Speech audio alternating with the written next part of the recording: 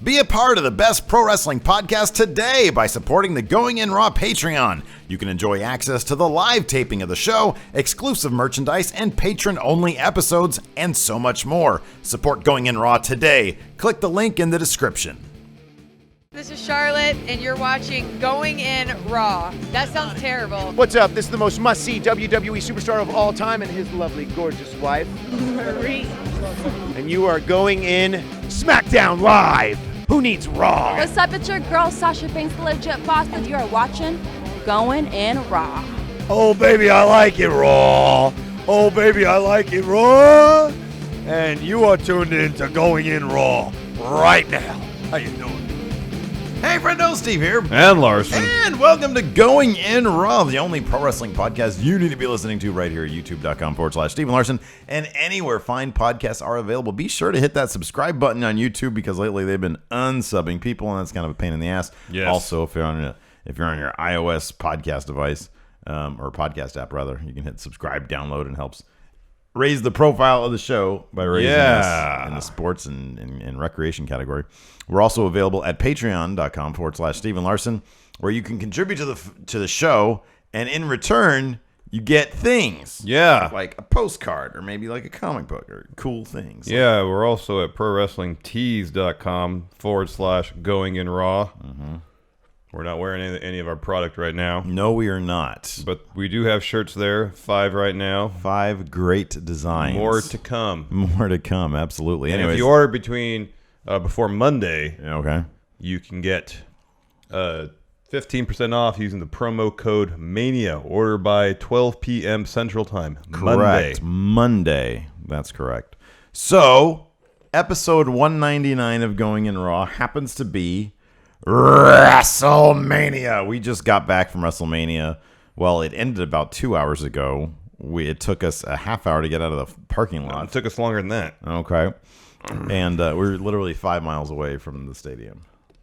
From traffic. World Stadium. Traffic was bad. I mean, it's a large place. They announced the attendance is over 75,000 people. When we went to WrestleMania 31, yeah, it was not that difficult. It was remarkably easy to get out of there. Yeah. It was crazy easy. But anyways, that was then. This is now. WrestleMania 33, we were there. Our commentary right now is not going to reflect commentary that was provided by a plethora of commentators. Yeah, because we didn't hear any of it. Yeah. And a couple of matches, I think, would have been vastly improved with commentary, I think, because they didn't play as well live. Because here's the thing about WrestleManias. Not only are they huge on spectacle, but they're also... we can watch most matches on Raw or SmackDown, or some matches on Raw and SmackDown, and you don't need commentary. Yeah, and they're fine. Yeah. Live. Like we went to NXT, we could tell the stories being told. Oh, sure, yeah. And, by and large, the matches play great live. Right. But I think WrestleMania is so tailored to be a very specific product. Okay. Namely, huge on spectacle, and I think more so tailored to the TV audience than the live audience. Yeah, no, I absolutely agree with that. So there's a couple matches that I'm sure were vastly better. The television presentation was vastly better than the live experience. I would think so. We have not had time to watch it. No, so we're just and there's one match, near as I can tell, that was just crap, period. I think I know what you're talking about, yes. But we can kick it off from the beginning. Let's start from the beginning. Yes. In the pre-show, Neville defeated Austin Aries. Oh, and yes, we are going to assign punishment for getting... Yeah, I went through our predictions. We'll recap the show first, and then we can dole out punishment. Oh, no. Oh, goodness. First match. Neville defeated Austin Aries. Decent match. Yeah. Not a whole lot of high spots, save for Austin Aries did a 450 splash. Mm-hmm. That was neat. Yeah. Pretty decent match. I'll be honest, I feel like we could have seen this on 205 Live. Yeah. I don't think they pulled out any more stops beyond Neville's cool gold gear. That was cool. No, I said Austin Aries did the 450 splash. He doesn't do that. Yeah. 205 Live. To finish the match, sorry, we've been out in the heat all day.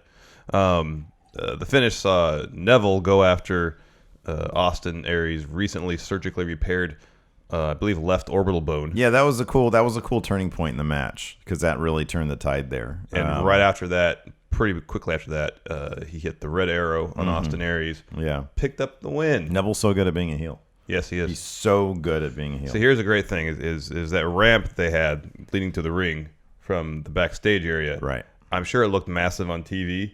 It looked humongous. It was huge. It was a huge ramp. Yeah. And to Neville's credit, while he was coming down said ramp, he was talking trash to people yeah. around the ramp. Yeah. It was great. He is one of the top pure heels right now. He really is. Yeah, absolutely. But yeah, good match. I just feel like, I mean, dude, I don't know what more they could have done. It's a pre-show match. You're not going to get a whole lot. It was a good match. I'm not saying it was a good match. But here's the thing. We both kind of felt like this had the potential to be show stealer. Mm-hmm. And it was not that. It was funny. So it had high expectations because of the talent involved. It was funny. I think the two matches that we thought going in were going to steal the show, I don't think either of them did.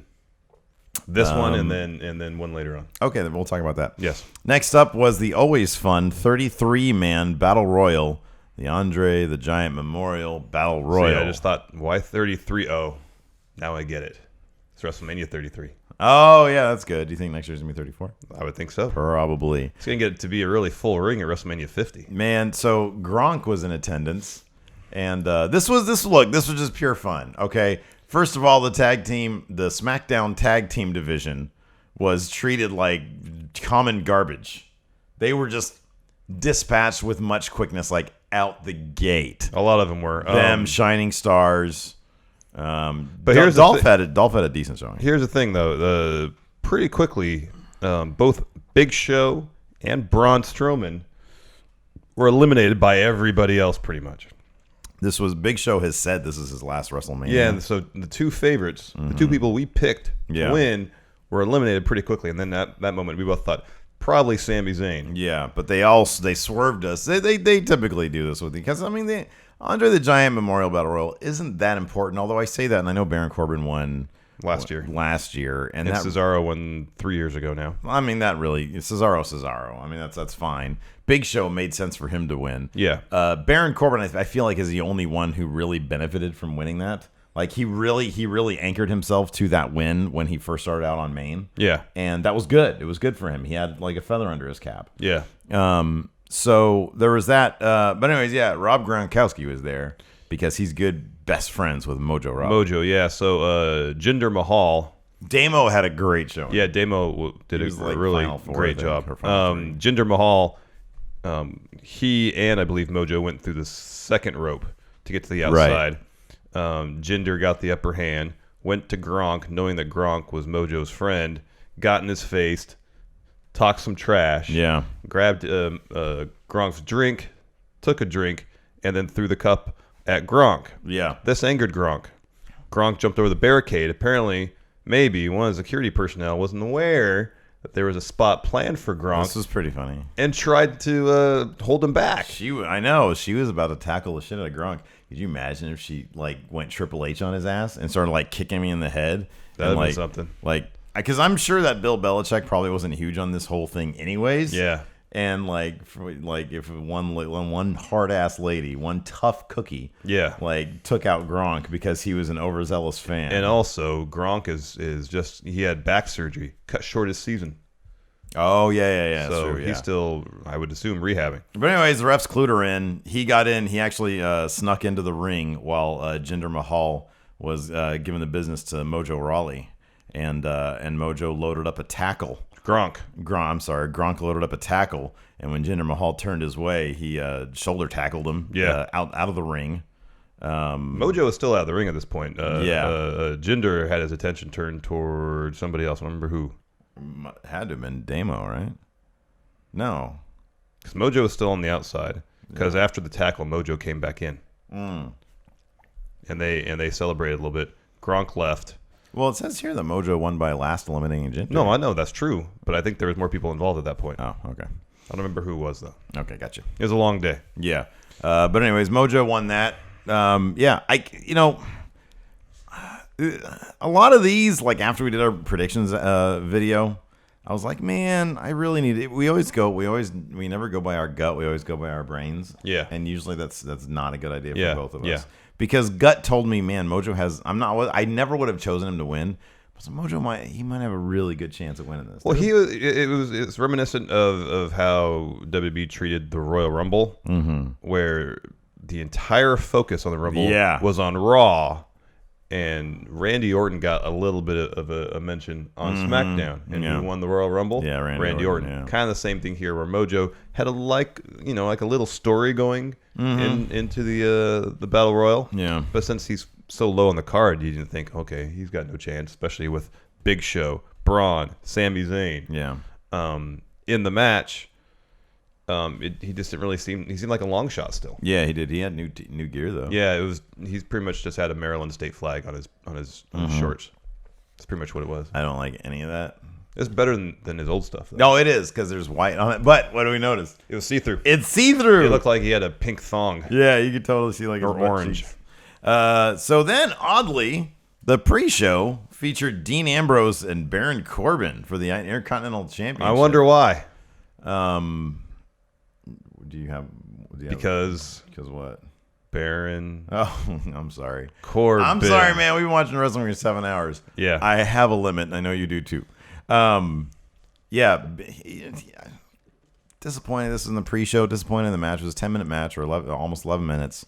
I mean, admittedly, I watched a lot of it while I was on the concourse, like watching. Yeah, because there's actually a pretty sizable break between the Battle Royal and this match. And knowing that the SmackDown Women's Title match got moved to the main card, I don't think either of us had heard news of something else getting bumped to the pre-show. Yeah, right. And so I walked out and I was running through my mind, what would they bump to the pre-show? And I thought, well, like, I guess it could be the Intercontinental Title match, but I don't think they would do that. And so I'm waiting lined up for a hot dog. Yeah. And sure enough, on the TV.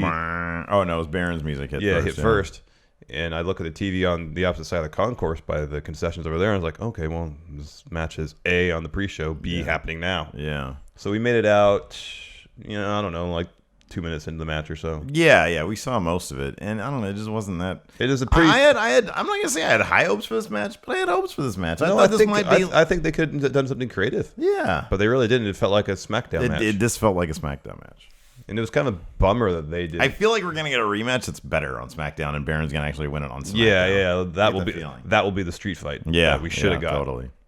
But yeah, Dean hit Dirty Deeds, which is apparently the strongest finisher in all of WWE. Oh my God, I know. Why doesn't everybody use the double arm DDT? We saw people kick out of finishers in several matches during the course of this evening. Baron did not kick out of the strongest finisher. Yeah, it is. Then the show started. The actual show started. With AJ Styles. They put this one on first. AJ Styles versus Shane McMahon. It did to pop the crowd. This was not a good match, but it was an exciting match. It was a match of two halves. The first half was a bit of a clunker. Yeah, and AJ was both trying to test Shane's mettle as a wrestler. Yeah, which really shouldn't be a contest. No.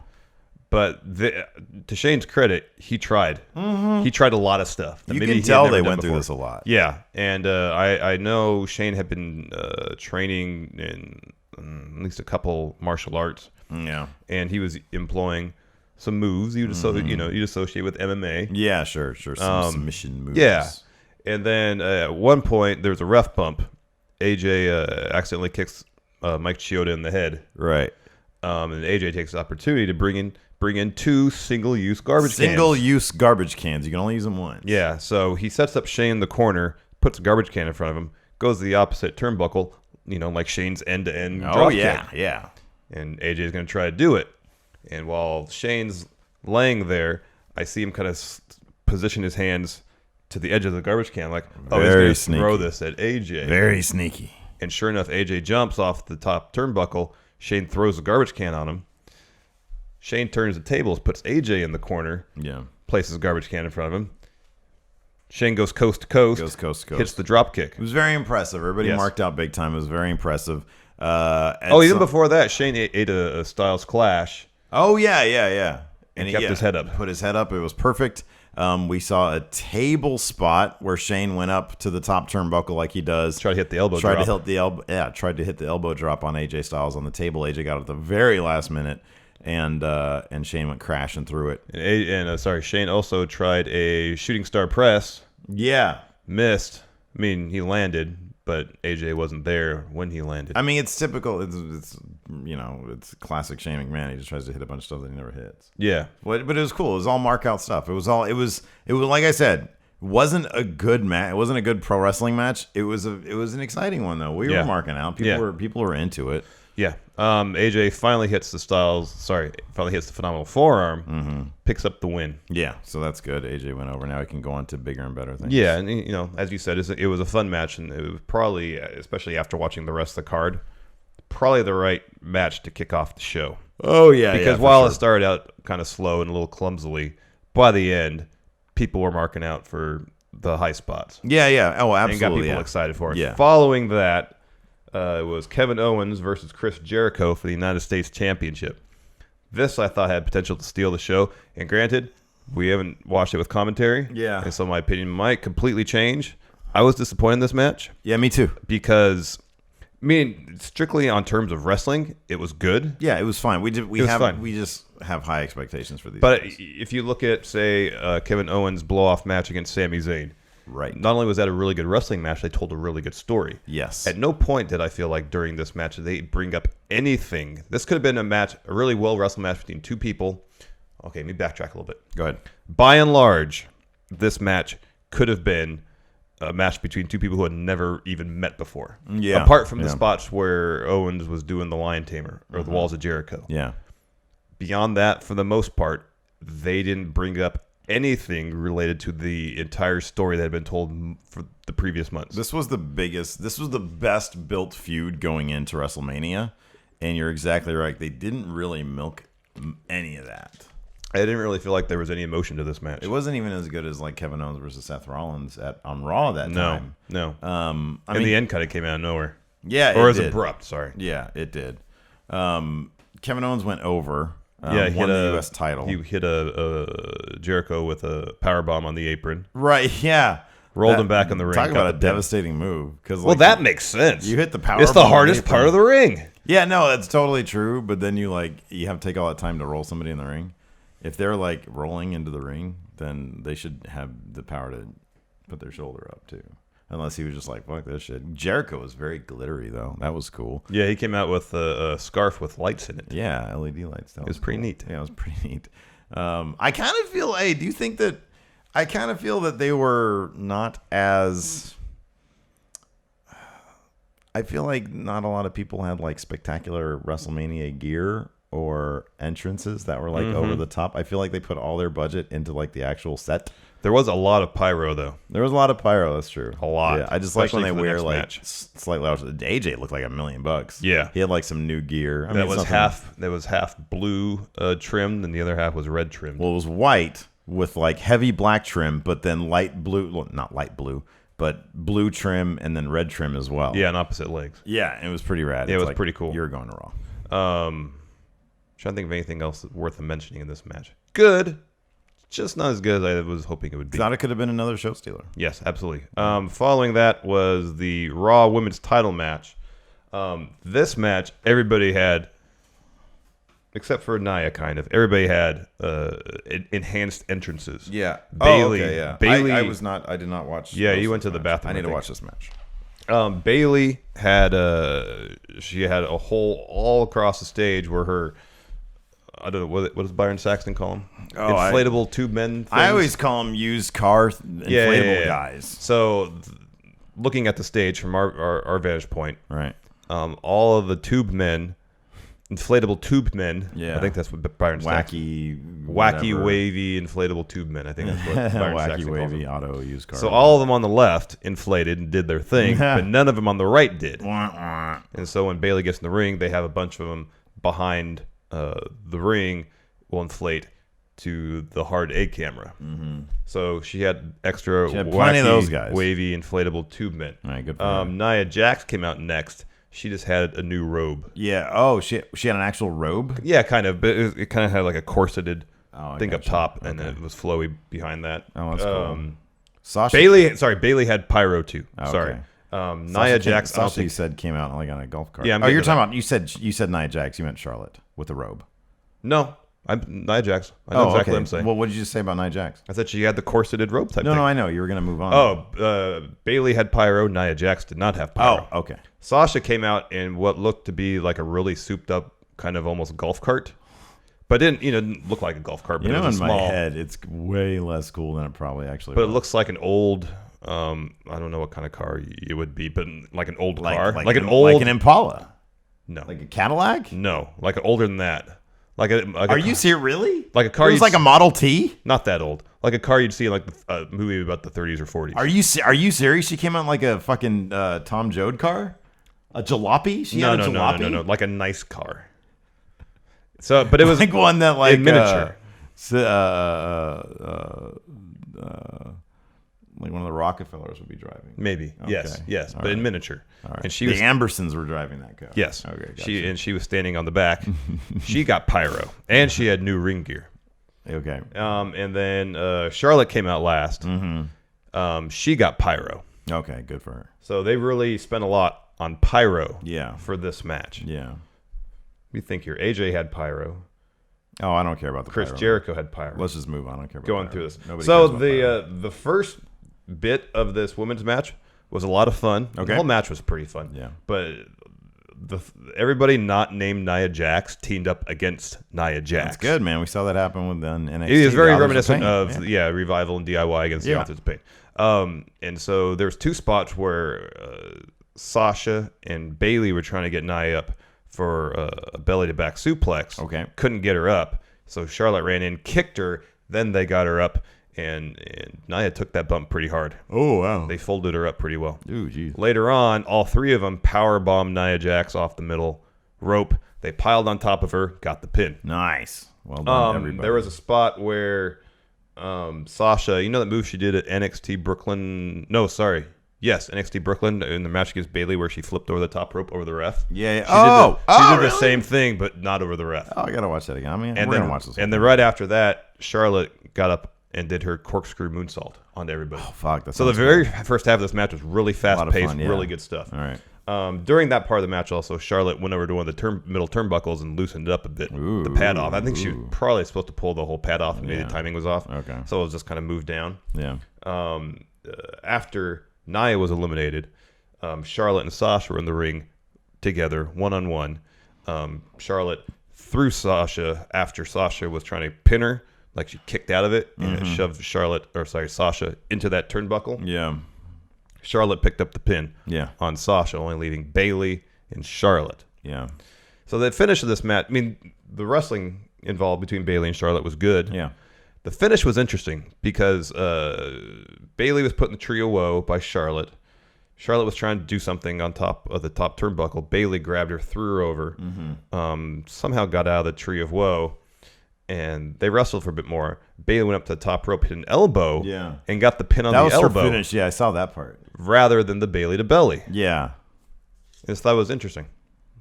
I kind of dig that, man. I'm fine with it. I'm totally. Oh cool yeah, with I'm totally that. fine when they. Who doesn't love the not top always rope use elbow? finishers. That's cool. I know. like that. It's great. That should be a finish, man. You're freaking dropping an elbow, arguably the sharpest part of your body, Onto someone's heart onto somebody's heart.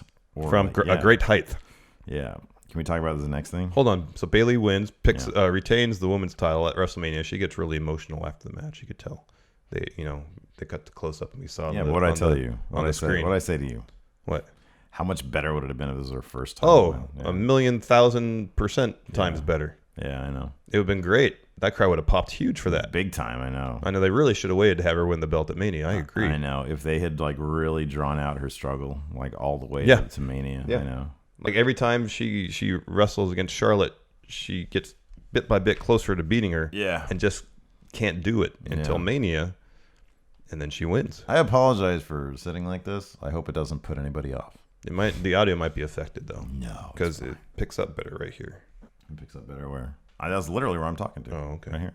Not right there, you're not though. Okay. Anyways, move on. So next we had the Raw Tag Team Ladder match for the tag team titles.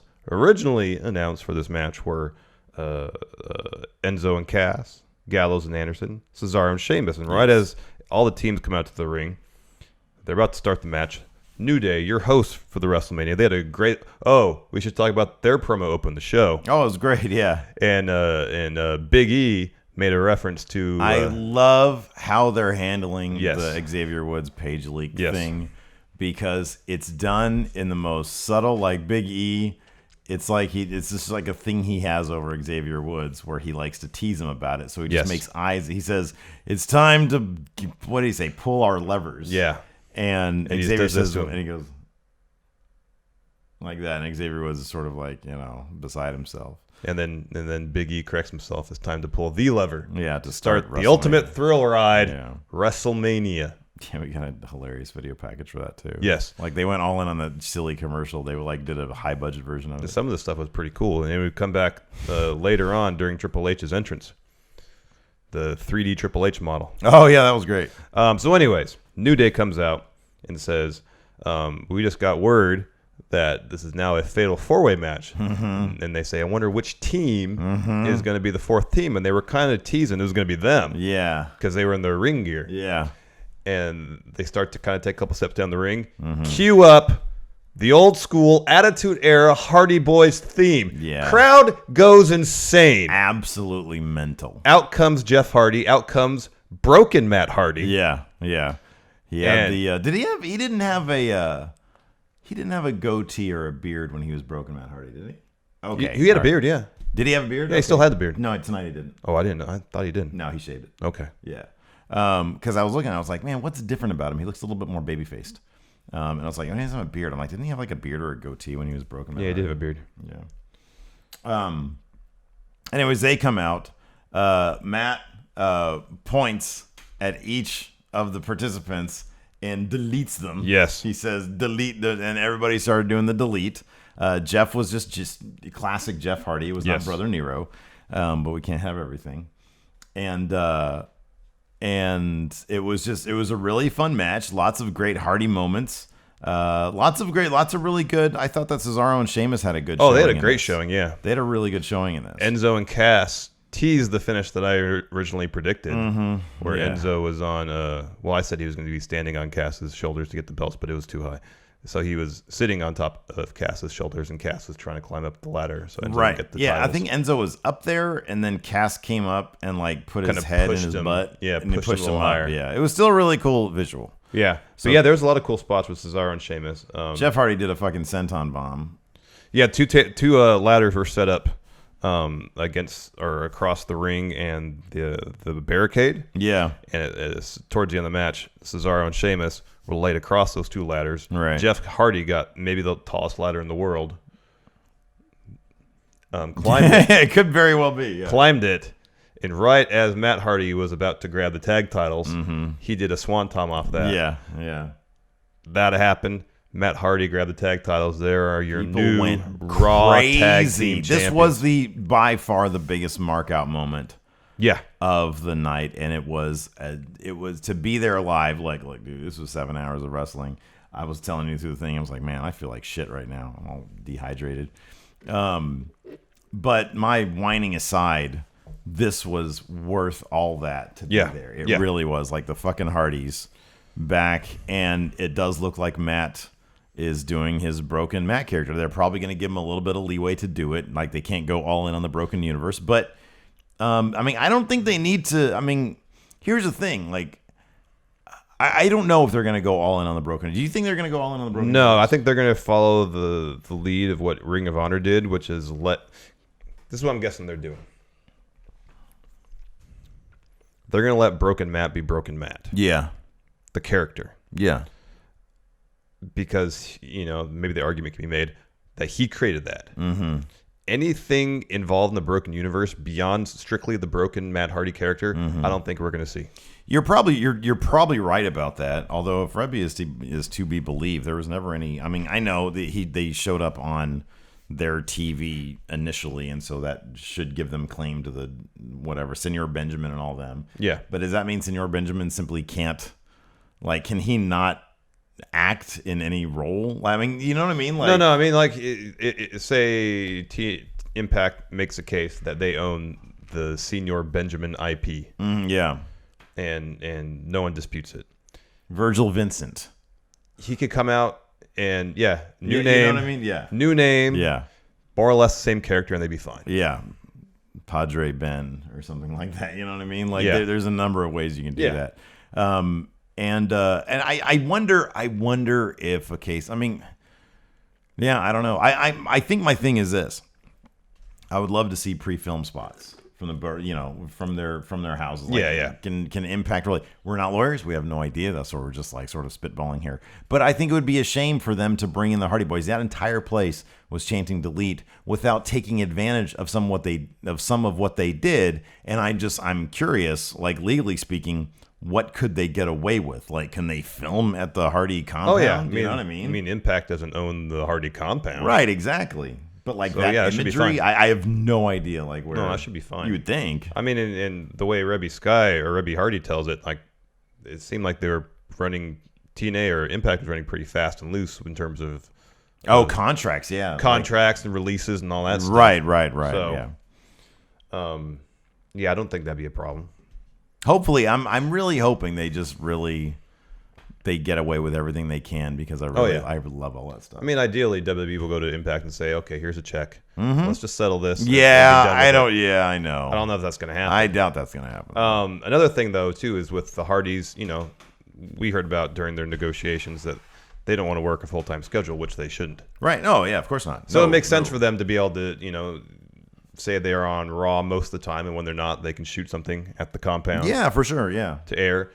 Maybe if you take Matt Hardy's creative ideas and funnel them through W's creative team, comes some more interesting stuff. Could you imagine like Cesaro and Sheamus showing up at the Hardy compound? It'd be great. Yeah, it'd be fantastic. That'd be fantastic. That'd be really cool.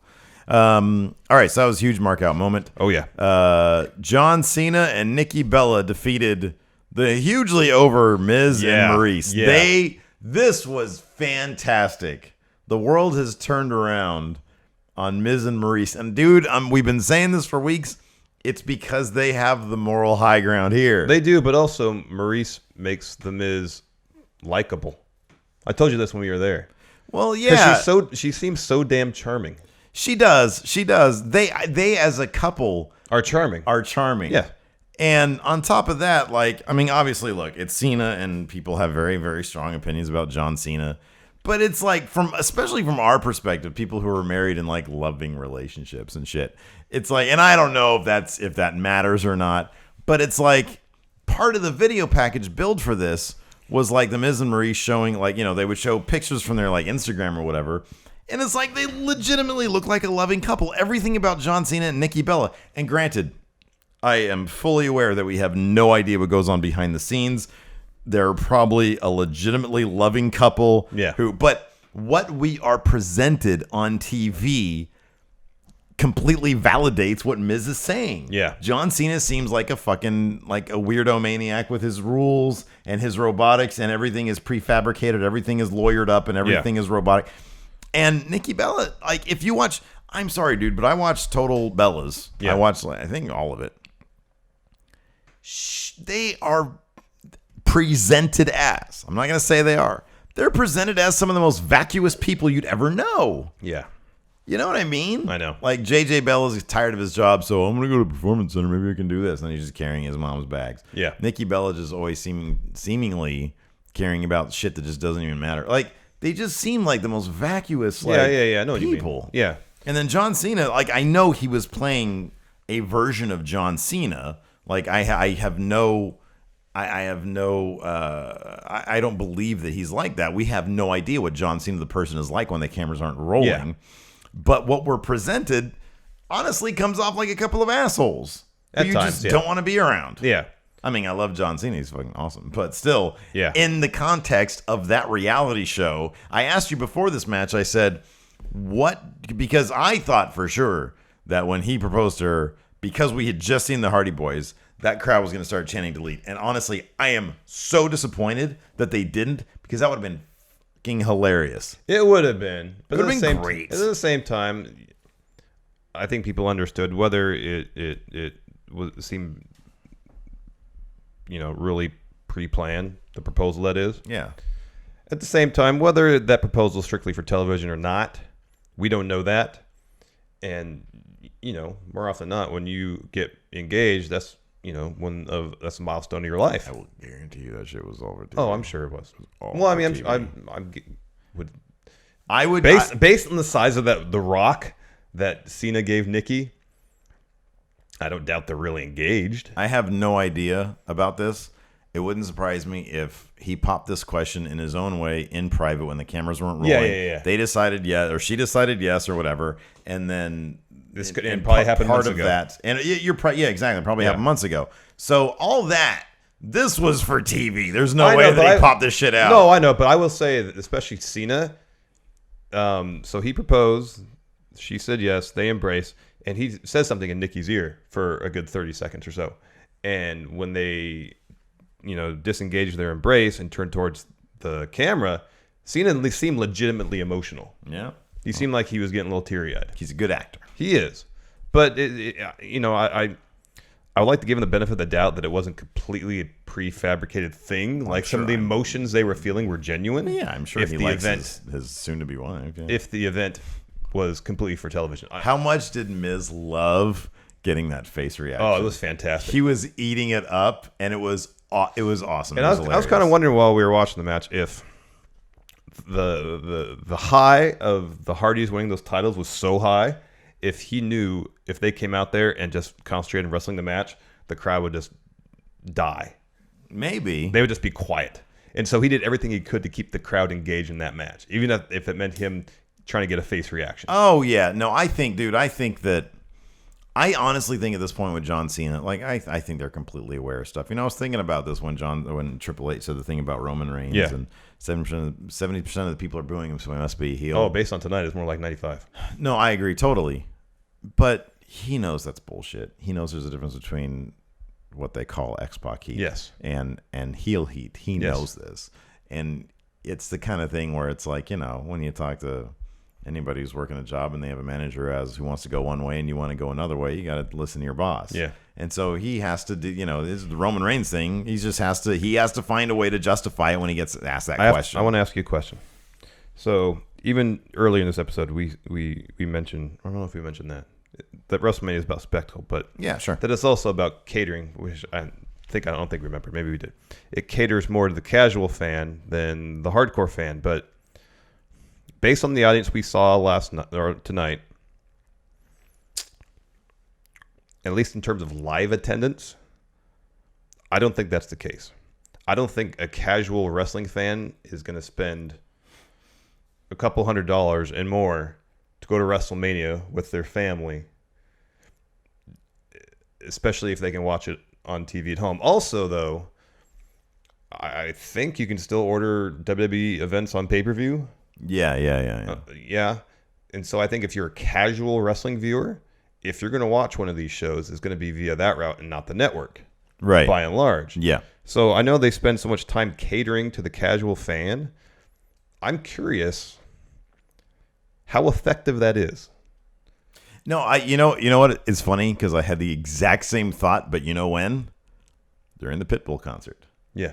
That's what I thought. I was like, who does this appeal to? Yeah. I get having a very mainstream sounding pop song as your definitely as your thing. I understand that.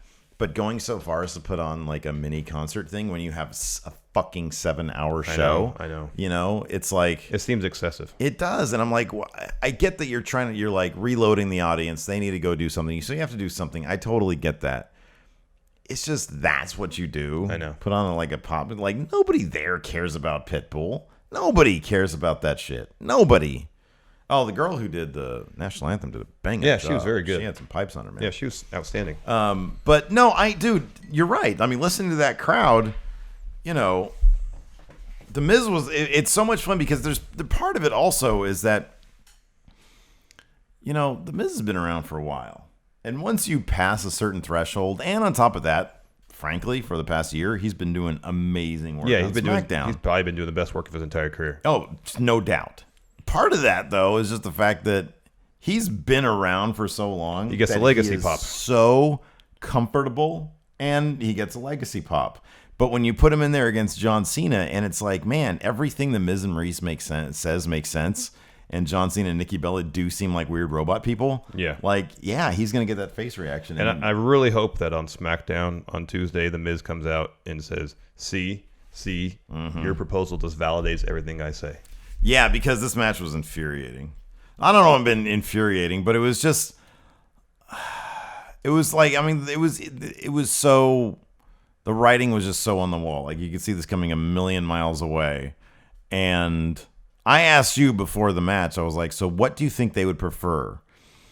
65,000 or 75,000 people chanting delete when he proposes, or having the footage of him proposing to her in front of 75,000 people and then being able to manipulate the audio for total divas. The latter. And you're absolutely right, and I agree with you 100%. And so that's why I knew this shit was going to take place. It's just like, and it was a fun match for a bit, but look at it, it's only 9 minutes and 40 seconds. Yeah, the first half of pretty much the entire time it was Miz versus Cena. Miz dominated. Yeah, oh yeah, for sure, yeah. Like, I don't think Cena really got any offense in until he got the hot tag to Nikki. Mm-hmm. So, of course, Maurice had to come in. Nikki got the upper hand of Maurice immediately. Cena came in. They both did all their signature moves together. Yeah. Nikki and Cena, that is. And then they got the win. They got dual pins. They did the 5-knuckle shuffle, and then they did the AA and Rack Attack 2.0. 2.0. So, yeah, it was only a 9-minute match, or almost 10-minute match. And, yeah, I mean, look, dude, I wasn't looking for expert technical wrestling here. But I would have liked for them to have given Miz a little bit more respect. I know. That would have been good. But, this entire match was also John Cena could. And you know what? Backstage, they probably all hugged. Miz was probably like, oh, congratulations. Yeah. I don't know. Fucking who knows. Next up, we had what I think is match of the night. Yeah, and it probably would have been. It would be much better with commentary. I agree with you on this. This is the match they should have had JR on. I understand why they had JR on the main event. Oh yeah, me too. And it's going to be amazing when we listen back to it. Yeah, it's going to give me freaking chills. But I mean, look, let's be frank. He should have been on every one of these matches. Yes. Anyway, Seth Rollins and Triple H. This was a fantastic match. Like, it was a 25-minute match. Yeah. And it was, obviously the story of Seth Rollins. He had like a giant pillow on his knee brace going because of his bum knee. Unsanctioned match. Him versus Triple H, and they told an amazing story. Starting off with Triple H coming down on a fucking 3-wheel motorcycle, flanked by several police officers. Yeah, and Stephanie McMahon was riding with him on the back. She looked like $1 million. He looked fantastic. Yeah. And the greatest shit, you can see this on our travel vlog once we get it up. You probably saw it at WrestleMania. Was the giant statue versions of Triple H. Yeah, we saw it during the opening package of the show when they're doing the roller coaster thing. That was like a Triple H it was like a Dr. Manhattan version of Triple H. Kind of. It looked like a 3D render. Yeah. Of Triple H from like a video game. Yeah. Before they put the textures on, like the skin textures and stuff. That's what it looked like. It kind of had an Atlas from BioShock vibe. Yeah. Because he like starts emanating heat and glowing and shit. And so during the intro package, it's like a shell and the real Triple H breaks through. Yeah. Well, in his his Titantron stuff, it's just him in shell, 3D render shell, and it's just slightly rotating like this. Yeah, slowly. He's not rotating 360. He's just doing this.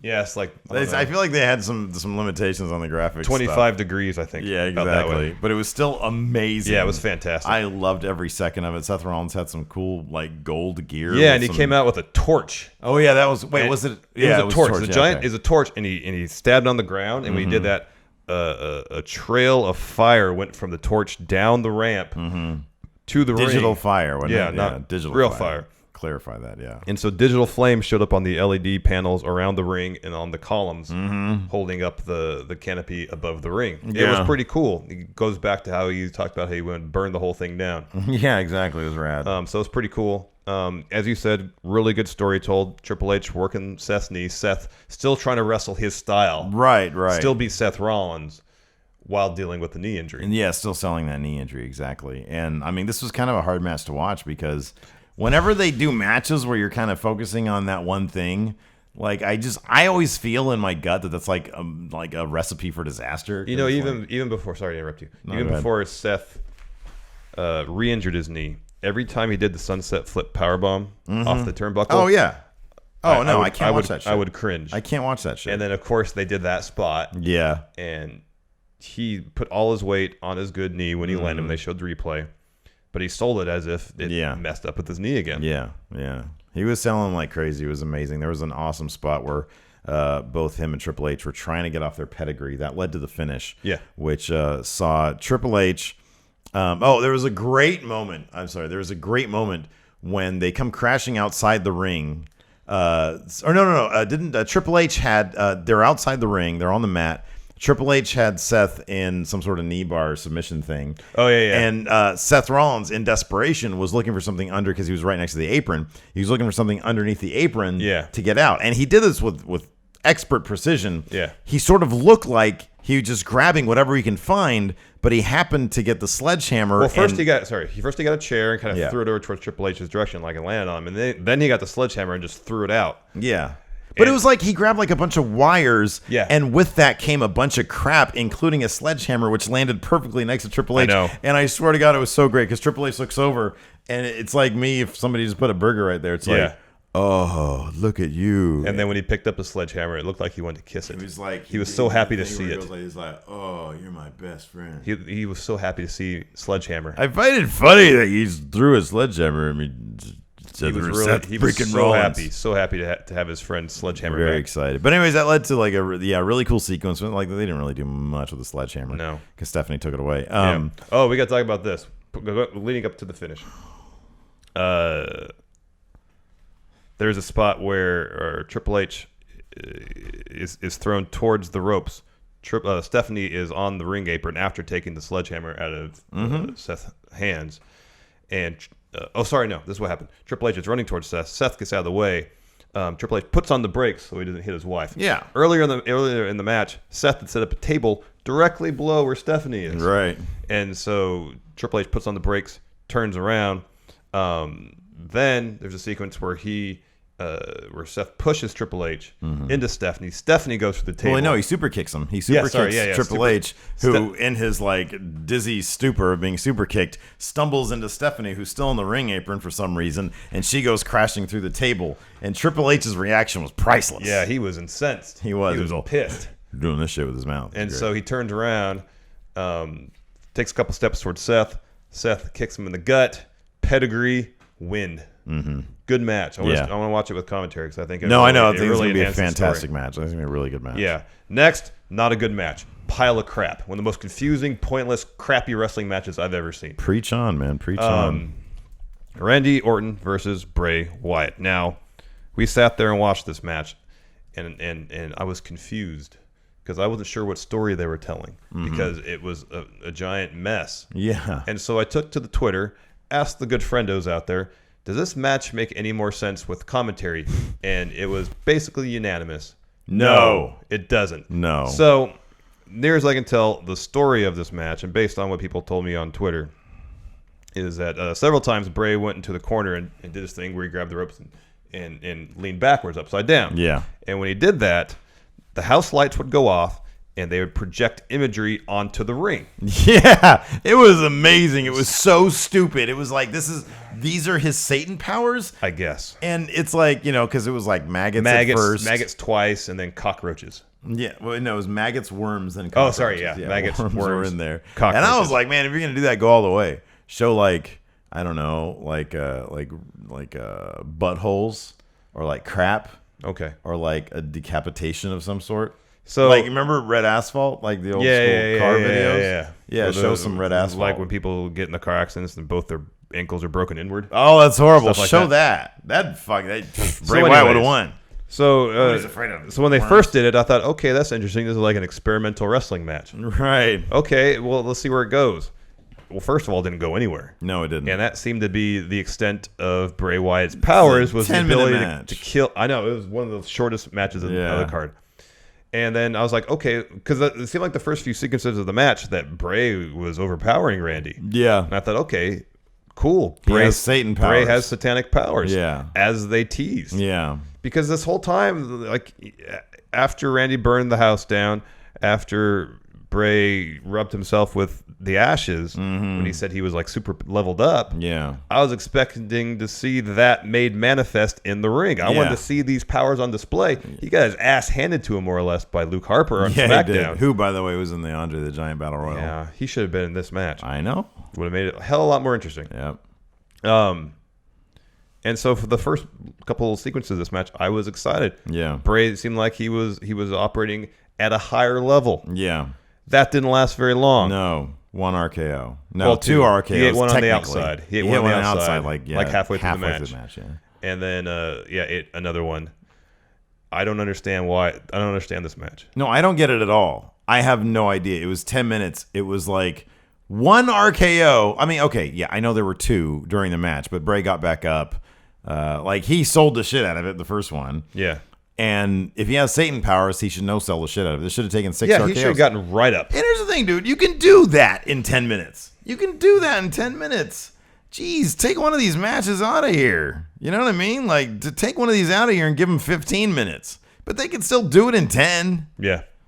I know, it's so silly. Like, Bray Wyatt just should have come out and just started, like, completely no-selling everything Randy Orton did. Yeah. And Randy Orton has to go through a real struggle, and it just didn't happen. It was just crap. It was absolute garbage. It was crap. And now Randy Orton is your new WWE Championship, and I can't think of anything more boring than that.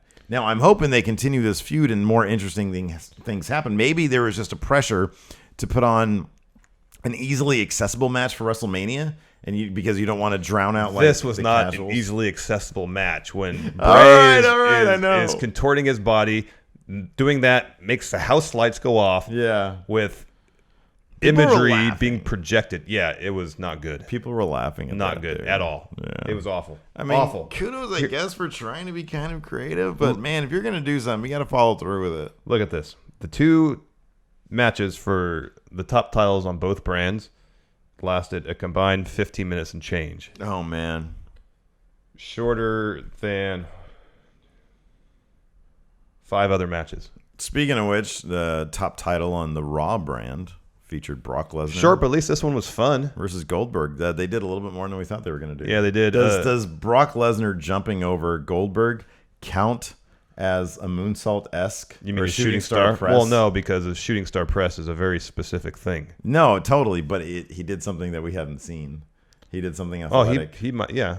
So I kind of figured we'd see something like that, and I was impressed by that. Yeah, it was we good. both looked at each other and was like, "Whoa!" Yeah, that came out of nowhere. He had some hops. So Brock started out this match on the offense early, hitting a couple German suplexes. Goldberg no-sold the last one, speared the shit out of Brock as he was turning around. I don't think Brock saw him at all. Goldberg was just operating with infinite finishers. Yes, Yeah. because it was all spears with one jackhammer. Right. So he spears him again. Brock rolls to the outside. Goldberg spears him through the barricade. Which was a rad spot. Yeah. Really cool spot. Gets him back in the ring. I think he spears him again. Yeah. Gives him a jackhammer. Brock kicks out at 2. Yeah. Think he spears him again. Brock's kind of in the corner. Tries to spear him. That's when Brock jumped over him. And then I think he gave him like 10 German suplexes. Yeah, he did, yeah. Hit an F5, got the win. Yeah. And your new Universal Champion. Fun. Brock Lesnar. Short. Yeah, I mean, this is what I figured it would go closer to 6 minutes. But so I'm like a minute and 15 seconds off. I thought they might do. Here's my thing. I didn't think that Goldberg would just be hitting spears. Like he could do other stuff. I know. But this is a match about ultimate finishes. You know? What Yeah, I mean? pretty much. Like and I'm fine, totally fine with that. Oh yeah. I don't really want striking. I want nothing but spears, jackhammers, suplexes, And F5s. and F5s. I'm totally fine with that. That's totally cool. Naomi won the Reclaimed WWE Women's The SmackDown Women's Championship. title in a 6-pack challenge. Becky Lynch was dressed up like the chick from Horizon Zero Dawn. Yes. Naomi picked up the win by having Alexa Bliss tap out to, I don't know what the name of the submission move is, but it looks legitimately painful. Yeah, it looks pretty cool. And I think Alexa Bliss did her contortionist thing with it. Oh, yeah. I think that's what she did. This is only 5. This is surprising me. If somebody asked me how long this match was, I would have said 10 minutes. They packed a lot into this match. I know, and it was pretty fast paced. 5 minutes, 35 seconds. It was never boring. Yeah, no, it was a fun match, but I mean, it was a filler to put between Brock and Goldberg and Roman Reigns versus The Undertaker. This match I really want to hear with commentary. I want to 23 minutes long. Yeah, because JR came out to do commentary. Well, not only that, but My God. I mean, I got the gist of the story, and I think in some respects, I don't know if they were trying to necessarily harken back to HBK's retirement match. Okay. But some of the story beats reminded me of that. I can see that, yeah. Especially towards the end when Reigns picks up Undertaker. And to the end, Undertaker is defiant, just like HBK was. Yeah. And then they also, they're rolling these video packages before the match. And they showed some stuff from that particular match, HBK's retirement. Could I just say something? What? This match exceeded my very, very low expectations. Well, they did stuff. Yeah, I know. They did a weren't lot expecting more than I thought they would. I give so much credit to The Undertaker and to a degree Roman Reigns. Triple H says he's a heel because a lot of people boo him. But they need to find direction for this guy. Yes. They need to find, because I think he can do a lot if he has direction. See, because there was points in this match where it seemed like he was like, especially early on, he was super aggressive. Reigns, the Undertaker got the upper hand early. Reigns came back. And he was like really John at the Undertaker. Yeah. Of course, the Undertaker, very first thing he did was like knock him down and say, "This is my yard." And then he threw him out of the ring and said, "That's your yard." Anyways, and I think he was up on that turnbuckle punching the Undertaker, and he was really John at him. And the Undertaker turned that into a last ride. Yeah, that was rad. He chokeslammed Reigns twice, once on a steel chair. Got a tombstone off. Undertaker went through a table. He Yeah. was trying to get Roman Reigns up for something, and Roman Reigns was able to Spear him through the announce table, on the outside. So that was kind of cool. There was one. I kind of felt like there was one spot where the match could have easily gotten off the rails, and it kind of did for a moment, where the Undertaker, after the first tombstone, tries to get Reigns in position for another. Yeah. I think Reigns is supposed to reverse it to tombstone the Undertaker. Yes, definitely. Reigns couldn't. The transition was bad. Yeah, it was a total once botch. Once it was off the first time, they couldn't get it back. So they just said, okay, we're going to skip Reigns that was spot. supposed to hit a tombstone. on the Reverse it, pick him Undertaker. up. Yeah. And just in the transition, he couldn't do it. Yeah. And it seemed like for a bit that got him out of rhythm. They found a way to get it back. Yeah. Roman Reigns hit 3 or 4 spears on the Undertaker and And a kept couple on of yelling Superman at him, punches, yeah. saying, "Why don't you stay down?" Yeah, Reigns was selling decent in this. Yeah, he was doing a good job of acting at points. Yeah, he was, yeah. But, Roman, he just needs to watch any of the Undertaker's WrestleMania matches pretty much to know that he doesn't stay down. He doesn't stay down. He doesn't stay down. Yeah. Winning at WrestleMania means everything to the Undertaker. The Undertaker. It really does. It's his legacy, Roman Reigns. Yes. And so Reigns does like a super spear. He runs back and forth, runs the ropes 2 or 3 times. That was rad. Kind of confuses the Undertaker, it looked like yeah. at one point. He was like, where's he going? And then, let's mention this before that, though. Reigns hits the Undertaker with a couple of Superman punches and goes in the corner just to see what's going to happen. Right. And the Undertaker does a sit-up thing. And then right as he reaches the apex of sitting up, he slouches back over. Yeah. It was a nice moment. Back over. Anyways, back to the finish. And also, this is a no-holds-barred match. They announced that right before the match. Yeah. Everybody's like, wait, so they could really? use chairs. Yeah. Because there was chairs. Yeah. Reigns hits the super spear, gets the win. I think it was a situation where pretty much everybody in the crowd knew he was going to win. Oh, for sure. They were booing the shit out of him still. Oh, big time, yeah. Before, during, after the match. And Roman gets out of the ring pretty quickly. Walks maybe a third of the way up the ramp, turns around, poses. All sorts of pyro. Tons of pyro. But his expression during that, I paid attention to it. I really wanted to. It wasn't joy. He wasn't necessarily... It wasn't like he was outwardly happy. Pleased with himself, maybe. But there was some complexity in, I think, what he was trying to portray there. You think so? Really? Yeah. Because especially because of the framing. It was kind of low angle on him, looking up at him. Yeah. With all the pyro in the background. It seemed like... usually that low angle stuff is a hero shot. But given the environment, given how Triple H views Reigns as a character, it didn't feel celebratory. Yeah. At all. Yeah. There was just that odd juxtaposition between the celebratory nature of the fireworks and Reigns' performance and how he's received by the crowd. May I ask you something? What? Is there any possibility you're looking for something that ain't there? That's entirely possible. Because to me, his reaction, because I watched it, to me, his reaction was directionless. I still don't think he knows what to do about this booing stuff because nobody's told him what he should be doing besides just keep doing what we're telling you to do. Yeah. And I'm sure they went over with him. Look, do this regardless of what the crowd reaction is going to be because they're going to boo you. I mean, they have to tell him. They all have to know that. Yeah. And he goes up there and he does that. And it's like he can't be heel. Well, he can't be really face. Here's the thing, too. So where is his direction? He walks up the ramp, he turns around, and he does his pose. He raises his arms over his head. And I could be looking into it. To me, it felt defiant. Yeah, that's exactly what I was going to say. That's exactly what I was going to say. It's defiant. In defiance of the crowd. Yeah. And after that, his expressions lended themselves to that, too. Okay, I can see that then. I can see that. And so Reigns makes his way back up the ramp. They do replays. But isn't defiant like... If they're gonna do wrestling is not subtle. No. If he's gonna be defiant, isn't he gonna like mad dog the crowd like on the top turnbuckle? Well, Undertaker was still in there, but yeah, isn't he gonna mad dog the crowd a little bit? Maybe they don't want to jaw the crowd. Maybe they don't want it to be. I don't know. Maybe they don't want him to be that outward about it. Yeah, maybe. I don't know. Yeah. So after the match, what happens? Because this is amazing. Yes. Can I tell you the moment that was worth all of it? The moment that was so beautiful. It was one of those little wrestling moments that makes it transcendent. The exhale. Yeah. Did you see the exhale? Yes. Undertaker, he's in the middle of the ring. He puts his coat and hat back on. While they do replays. So he's back in the ring, or he's in the ring. Roman's already gone.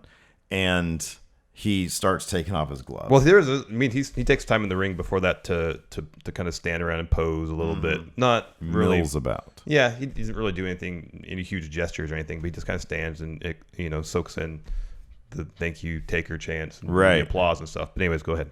So then he takes off his gloves. He does it very slowly, very deliberately, puts it in a very specific spot in the middle of the ring, removes his jacket in very dramatic fashion, folds that up, puts it down, takes off his hat, and he's got his crazy eyes, his dead eyes. And when he takes off his hat, he just goes... And it was, how long has he been around? 26 years? Yeah.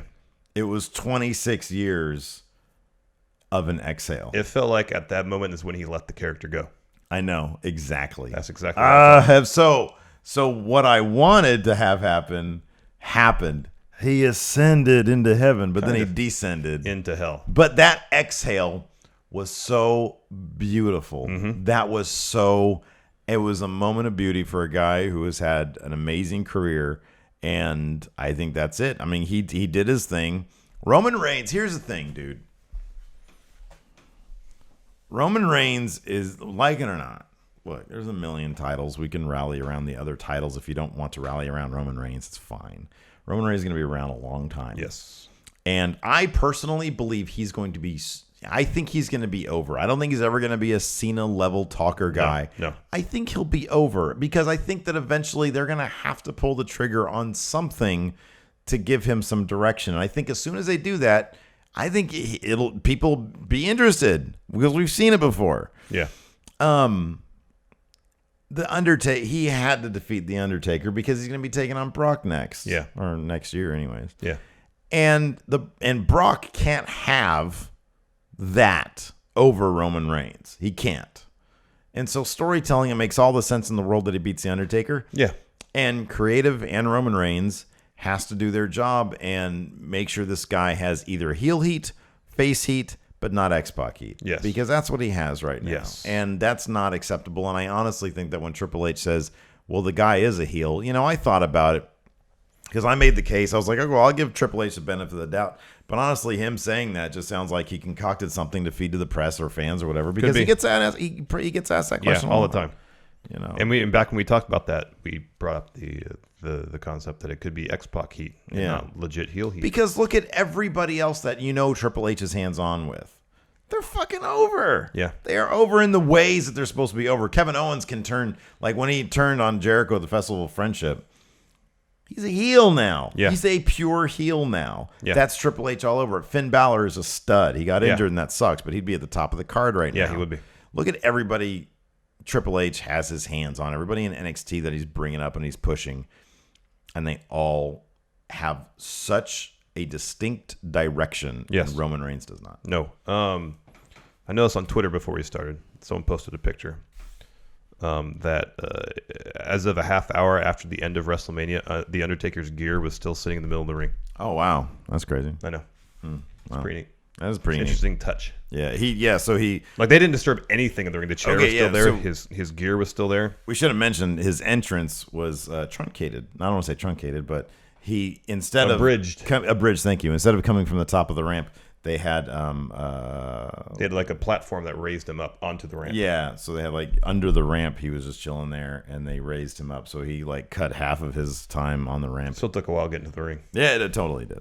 But then that's where he descended back down into. Yeah, nice touch. But it was white light, so it's like I'm going home See, a lot, to heaven. we all knew more or less that the Undertaker was going to retire following this match, and I really liked the part from Reigns saying once or twice, maybe, "I'm going to retire you at WrestleMania." They didn't make that necessarily the story of the match. Right. They didn't make a huge deal about it. Right. It was quiet. It was subtle. Yeah. It seemed fitting with the Undertaker's character and what we know about Mark Calloway. Yeah. That it was very understated. The meaning was obvious, but no words were said. Yeah. It was fantastic. Yeah. It was a really, really, I mean, we got to go and see this. And who knows? I mean, you never know, dude. If he takes up DDP yoga, he might come back again. I don't know if that helps with hip replacements. 'Cause that's what he needs. I hope he does not. Yeah. Regardless of what he has, I think this is a great fitting end. We both think that end of an era should have been it. Yeah. But given what were the cards were dealt, this was well done. Yeah, And it was very well done, very classy. Yeah, it was. It totally was. All right, do you want to revisit our predictions? Yeah, who won, who lost? I'm tired. I'm tired. What am I going to wear? What am I going to wear, Larson? Well, I got What am I gonna wear? 12 winners picked correctly. You got 11. Oh, wow. Here's the thing. Okay. I don't remember exactly what was said. I have you here saying there's going to be a proposal at the end of the Cena Nikki match. I have no such note next to my pick. Oh, did you not think that was going to happen? I don't remember. Oh, wow. People on Twitter were saying that, oh, Larson, you picked this right, the proposal thing. And I don't know, 'cause I don't remember saying there was going to be a proposal. I might have said there wasn't. I don't know. Well, you could have. You can.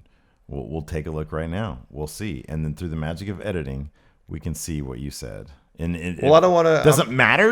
Do I tie if that's the case? Yeah, you'll tie if that's the case. Okay, cool. But I don't want to have to edit anything out of this. I just want to put it in the timeline and export it.